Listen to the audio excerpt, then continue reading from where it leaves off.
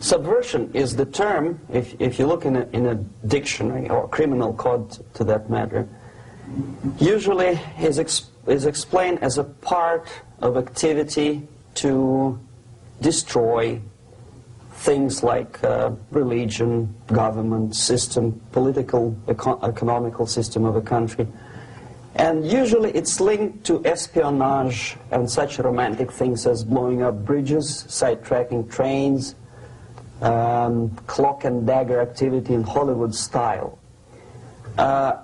What I'm going to talk about now has absolutely nothing to do with the cliché of espionage or KGB activity of collecting information. So the greatest mistake or misconception, I think, is that whenever we are talking about KGB, for some strange reason, starting from Hollywood movie makers to professors of political science and quote-unquote experts on Soviet affairs, or Kremlinologists as they call themselves, they think that the most desirable thing for Andropov and the whole KGB is to steal blueprints of some supersonic jet, bring it back to Soviet Union and sell it to the Soviet military-industrial complex. This is only partly true. If we take the whole time, money, and manpower that the Soviet Union and KGB in particular spends outside of USSR border, we will discover, of course there are no official statistics unlike with CIA or FBI, that the espionage as such occupies only 10 to 15% of money, time, and manpower. 15% of the activity of KGB. The rest, 85%, is always subversion. And unlike a dictionary of English, Oxford Dictionary, subversion in Soviet terminology means always a destructive, aggressive activity aimed to destroy the country, nation, or geographical area of your enemy. So there's no romantics in there, absolutely. No blowing up bridges, no microfilms in Coca-Cola cans, nothing of that sort.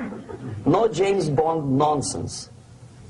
It's most of this activity is overt, legitimate, and easily observable if you give yourself time and trouble to observe it.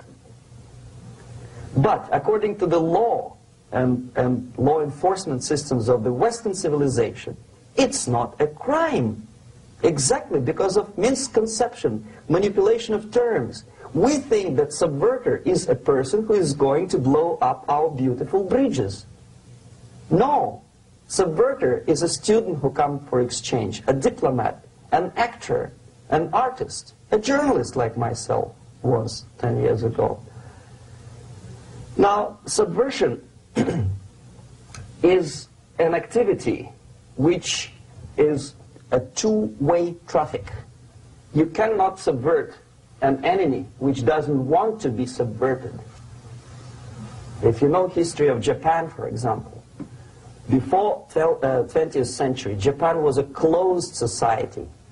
The moment a foreign boat comes to the shores of Japan, the Imperial Japanese Army politely tells them to get lost.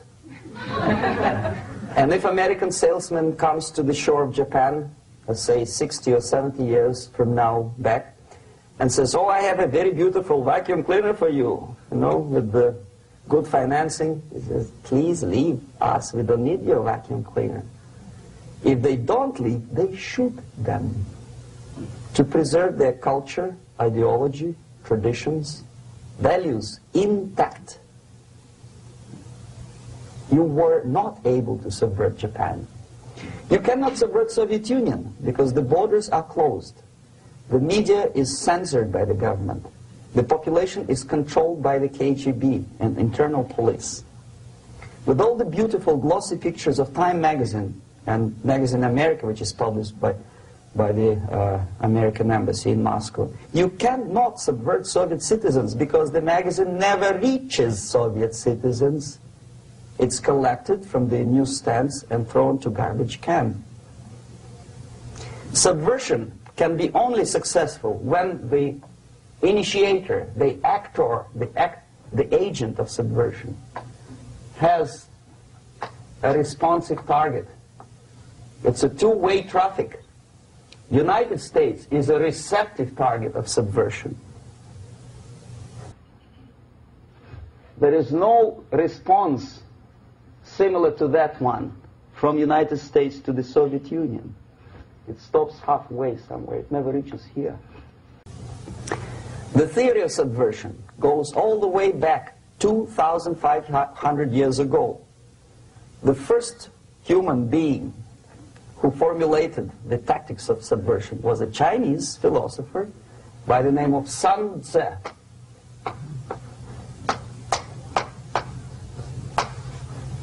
2,500 years BC. He was an advisor for several imperial courts in ancient China. And he said, after long meditation, that to implement state policy in a warlike manner, it's the most counterproductive, barbaric, and inefficient to fight on a battlefield. You know that war is continuation of state policy, right? So if you want successfully to implement your state policy and you start fighting, this is the most idiotic way to do it. The highest art of warfare is not to fight at all, but to subvert anything of value in the country of your enemy, until such time that the perception of reality of your enemy is screwed up to such an extent that he does not perceive you as an enemy, and that your system, your civilization, and your ambitions look to your enemy as an alternative, if not desirable, then at least feasible. Better red than dead. That's the ultimate purpose, the final stage of subversion, after which you can simply take your enemy without a single shot being fired, if the subversion is successful. This is basically what subversion is. As you see, not a single mentioning of blowing up bridges. Of course, Sun Tzu didn't know about blowing up bridges. Maybe there were not that many bridges at that time. But the basics of subversion is being taught to every student of KGB school in USSR and to officers of military academies. I'm not sure if the same author is included in the list of reading for American officers, to say nothing about ordinary students of political science. I had difficulty to find the translation of Sun Tzu in a library of a university in Toronto and later on here in Los Angeles. But it's a book which is not available. It is forced to every student in USSR.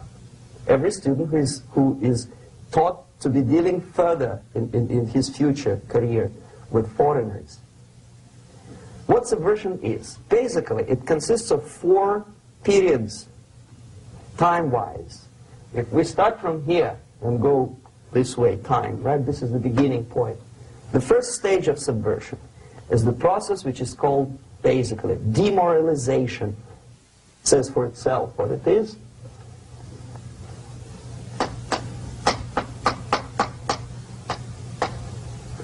It takes from,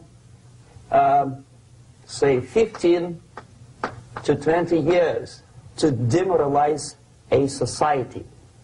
Why 15 or 20 years? This is the time sufficient to educate one generation of students or children. One generation